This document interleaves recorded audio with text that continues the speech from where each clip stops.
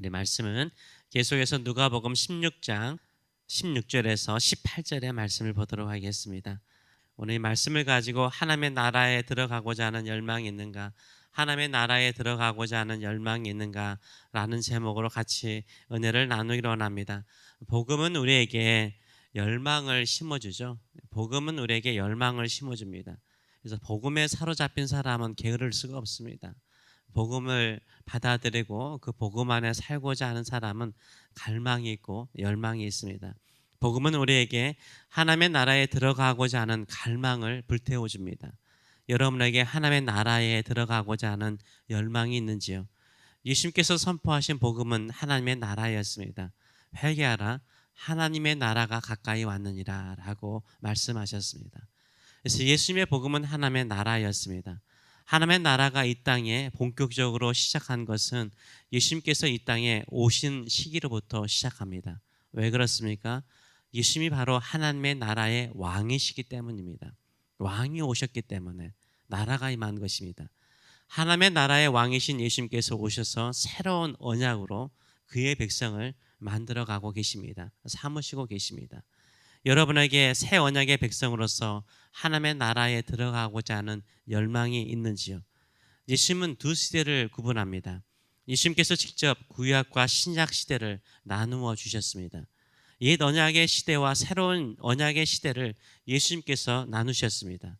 바로 예수님이 기준이신 거죠. 그래서 우리가 지금 쓰고 있는 이 달력, 서기력도 AD, BC도 예수님의 출생을 기준으로 하고 있습니다. 비록 약간의 오류가 생겨서 그렇지만 예수님의 출생을 기준으로 AD와 BC로 나누어지고 있습니다. 예수님은 새로운 시대가 바로 하나님의 나라의 복음이 모든 사람에게, 모든 열방의 사람들에게 전파되는 시기라고 선언하셨습니다. 16절의 말씀을 보게 되면 율법과 선지자는 요한의 때까지요, 그 후부터는 하나님의 나라의 복음이 전파되어 사람마다 그리로 침입하느라, 사람마다 그리로 침입하느라 라고 말하고 있어요. 율법과 선지자, 딱 이렇게 말하면 구약 성경을 말하는 것이었어요. 율법은 모세오경을 특별히 말하는 것이었고, 그 이외의 모든 성경은 선지서들로 알려졌습니다. 그래서 율법과 선지자들의 구약의 시대는 요한의 때까지라고 정의하십니다. 요한은 세례 요한을 말합니다. 세례 요한은 구약의 마지막 선지자이죠. 또한 세례 요한은 신약 시대의 문을 연 선지자라고 말하고 있어요. 한마디로 말해서요, 세례 요한은요, 구약 시대와 신약 시대를 이어주는 건널목의 역할을 하는 선지자입니다. 그래서 사도행전 1장을 보게 되면 가룟 유다가 죽지 않았습니까? 그래서 가룟 유다를 대신하여서 12번째 사도를 뽑을 때 그 기준이 무엇입니까?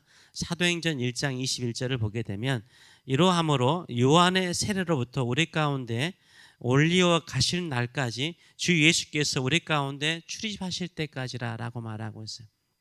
예수님께서 우리 가운데 우리에게 말씀을 가르치고 우리를 인도하셨던 그 시기를 말하기를 어떻게 말하냐면, 세례 요한의 때로부터 예수님께서 올라가실 때, 승천하실 때까지 그것을 직접 목격하고 예수님과 함께한 사람을 사도로 세워야 된다라고 기준을 분명하게 하고 있습니다. 이것을 보게 되면 예수님께서 세례 요한이 세례를 베푸시던 시기 때에도 제자들과 함께 사역하셨음을 우리가 알 수 있습니다. 그래서 세례 요한의 사역과 예수님의 천국 복음의 전파의 사역이 겹치는 것입니다. 그래서 세례 요한은요, 구약과 신약의 징검다리 역할을 한 것을 보게 됩니다. 이제 예수님의 시대가 왔습니다. 예수님의 시대는 하나님의 나라의 복음이 도래한 시대입니다. 하나님의 나라가 시작한 시대입니다. 근데 누가 하나님의 나라에 들어갈 수 있습니까? 누구나요. 누구나 하나님의 나라에 들어갈 수 있어요. 누구나 하나님의 나라에 들어갈 수 있는데, 이 하나님의 나라에 들어가는 사람의 특징을 예수님께서 말씀하세요. 뭐라고 말합니까? 그리로 침입한다라고 말하고 있어요. 사람들이 그리로 침입한다라고 말하고 있어요. 그리로라는 것은 하나님의 나라를 말하죠. 이 하나님의 나라를 침입하는 사람들이라고 말하고 있어요. 이 침입하다라는 언어의 말은 자기 자신을 밀어 넣는다는 거예요. 하나님의 나라에 자기 자신을 막 밀어 넣는 거예요. 진짜 침입하는 거죠. 들어가고자 애쓰는 거죠. 그 나라에 들어가고자 애쓰는 사람이 하나님의 나라의 복음을 누리게 된다라고 말을 하고 있어요. 구약 이스라엘 백성들은요, 하나님의 나라에 들어가고자 애쓰지 않았습니다. 노력하지 않았어요. 왜요? 그들은 육신적으로 아브라함의 후손이기 때문에 당연히 들어간다고 생각했어요. 당연히 들어간다고 생각했어요. 그래서 하나님의 나라에 대한 어떤 열망이라든가 갈망이 크지 않았어요. 당연한 것으로 여겼기 때문이죠. 아브라함의 후손이라는 것을 강조하다 보니까 하나님의 나라에 들어가고자 하는 열망이 없었어요.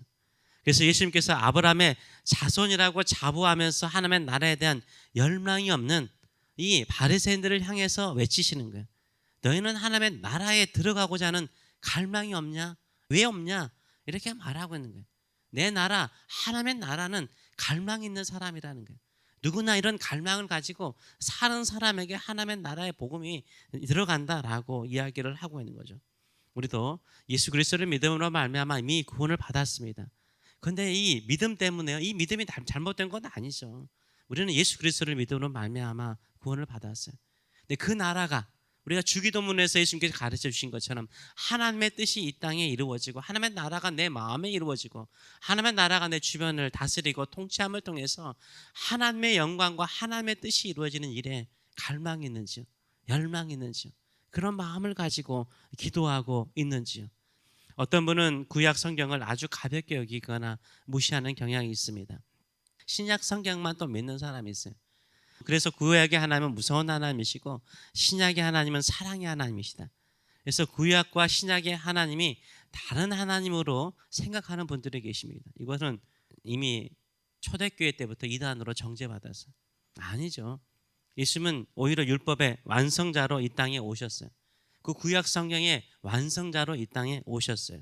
그리고 예수님은 분명하게 말씀하셨어요. 성경은 율법은 이 땅이 멸망할 때까지 영원할 것이라고 말씀하셨어요. 그래서 구약의 율법을 폐기하거나 변경하기 위해서 예수님께서 오신 것이 아니고 예수님은 율법을 완성하시기 위해서 이 땅에 오셨다라고 말하고 있어요. 그래서 예수님은 구약의 제사법이라든가 정결의 모든 의식을 그의 몸으로 다 이루셨습니다. 이제는 예수님께서 보내시는 성령을 통해서 우리가 마땅히 백성다운 인격과 인품과 도덕을 지키기 위해서요, 그 율법을 성령으로서 이루어 가시는 줄 믿습니다. 그래서 17절은 이렇게 말합니다. 그러나 율법의 한 획이 떨어짐보다 천지가 없어짐이 쉬우리라 라고 말하고 있어요. 그래서 천지가 없어질 때까지 하나님의 말씀이 더 오히려 율법이 더 오히려 영원할 것이라 라고 강조하고 있는 거죠. 마태복음도 강조하고 있죠. 마태복음 5장 17절에도 예수님께서 산상수훈에서 이런 말씀을 하시죠. 내가 율법이나 선지자를 폐하러 온 줄로 생각하지 말라. 폐하러 온 것이 아니라 완전하게 하려 한다라고 말하고 있습니다. 8절도 진실로 너희에게 이르노니 천지가 없어지기 전에는 율법의 1.1획이라도 결코 없어지지 아니하고 다 이루리라라고 말씀하고 있어요. 구약의 모든 예언의 말씀을요, 하나님께서 하셨는데 아들 되신 예수님께서는 그 모든 것을 이루신다라고 말하고 있어요. 근데 사람들은요, 하나님의 말씀을 듣고 난 다음에 이건 이루어질 수 있을까 이루어질 수 없을까 미리 판단하고 결정을 해버려요. 그리고 성경을요, 왜곡해서 해석하는 경향이 많습니다. 그래서 예수님께서 한 예를 듭니다. 유대인들이 가장 많이 왜곡하여 변경한 율법을 예로 드는데 그게 바로 이혼입니다. 이혼이에요. 그 다음 18절에 이렇게 말하죠. 무릇 자기 아내를 버리고 다른 데 장가드는 자도 간음하며 무릇 버림당한 여자에게 장가드는 자도 간음함이니라 라고 말하고 있어요. 뜬금없이 이런 이야기를 하신 것이 아니라 이게 너희가 율법을 구약 성경을 왜곡해서 너희들 편리에 편하게 적용하는 한 해가 바로 이혼이라고 말하고 있죠. 그래서 이혼당한 여성을요, 버림받은 여성으로 예수님을 표현하고 있어요. 이 당시에 이혼당하는 여성은요, 진짜 버림받은 여성이었어요. 어떠한 것에도 보호를 받지 못하는 여성이었어요. 그래서 이혼하게 되면 인간관계가 파산해버리죠. 모든 가족들과 인연이 끊어지게 되고요, 집안의 수치로 여기는 거죠. 그 친정집에서는 수치로 여기는 거예요. 그리고 경제적인 파산이죠.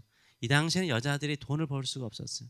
그래서 결국 창녀가 되는 경우는요, 살기 위해서 어쩔 수 없이 여자로서 할 수 있는 방법이었어요.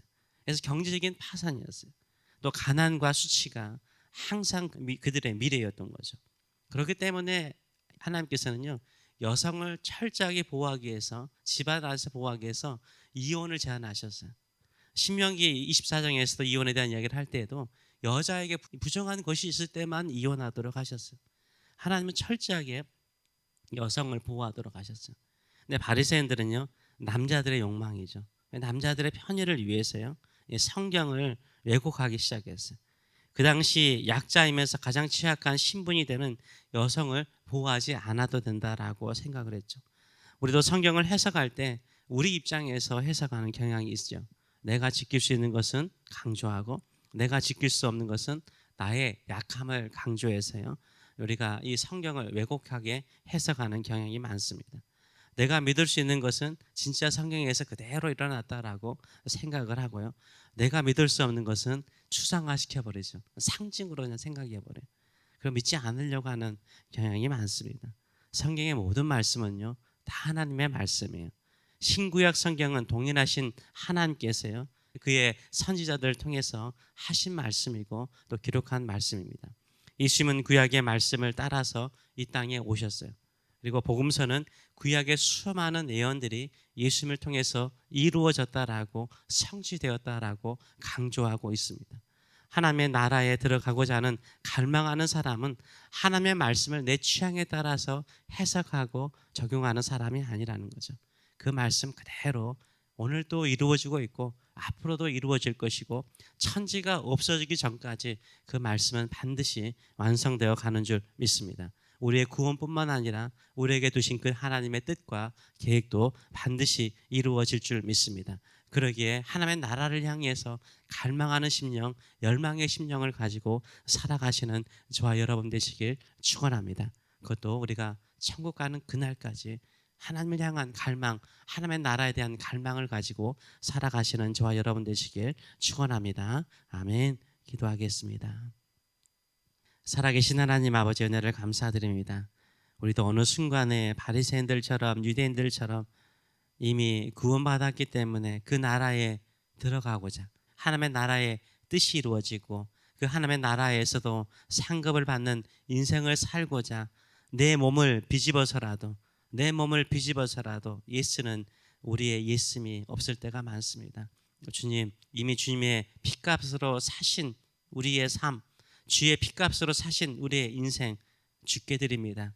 주를 위해서, 주께서 이 땅에 이루시고자 하는 그 나라를 위해서 우리의 모든 것을 드려서 쓰임받는 인생들 될 수 있도록 축복하여 주시옵소서. 모든 말씀은 하나님께로부터 왔습니다. 하나님의 말씀이 옳습니다. 그 말씀 안에 사는 행복과 즐거움, 그 말씀이 성취되는 부유함을 누리는 믿음의 성도들 될 수 있도록 축복하여 주시옵소서. 감사드리며 예수님의 이름으로 기도함나이다. 아멘.